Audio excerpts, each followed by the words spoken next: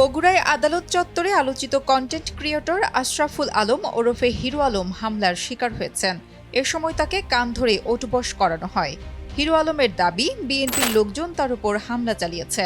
রোববার বেলা 12টার দিকে জেলার চিফ জুডিশিয়াল ম্যাজিস্ট্রেট আদালতে এই হামলার ঘটনা ঘটে। তবে প্রাথমিকভাবে হামলাকারীদের পরিচয় পাওয়া যায়নি। জানা যায়, রোববার দুপুরে বগুড়ার চিফ জুডিশিয়াল ম্যাজিস্ট্রেট আদালতে হিরো আলম 2018 সালের জাতীয় সংসদ নির্বাচনে বগুড়া 4 আসনে প্রচারণার সময় মারধর ও 2023 সালের 1 ফেব্রুয়ারি একই আসনে উপনির্বাচনে কারচুপির অভিযোগ এনে মামলা দায়ের করেন।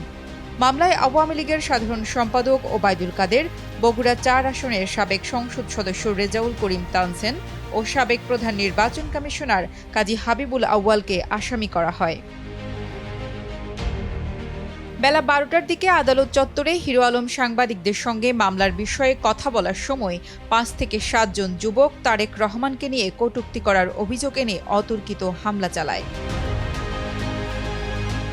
এ সময় হিরো আলমকে বেধড়ক মারধর করে আদালত চত্বরের বাইরে সড়কে নিয়ে কান ধরে ওঠবস করানো হয়। ওই যুবকরা তাকে বিএনপির ভারপ্রাপ্ত চেয়ারপারসন তারেক রহমানকে নিয়ে কটূক্তির অভিযোগ তুলে এ ঘটনা ঘটায়।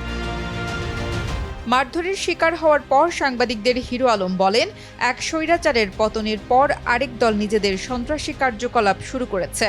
এটা কি স্বাধীনতা? প্রকাশ্যে আমাকে হত্যার চেষ্টা করা হলো। আমি কখনো তারেক জিয়াকে নিয়ে কটূক্তি করিনি।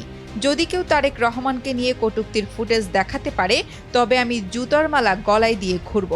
প্রত্যক্ষদর্শী অনেকে বলেন, হামলাকারীরা বিএনপির কর্মী ও সমর্থক, তবে তাদের পরিচয় কেউ নিশ্চিত করতে পারেনি।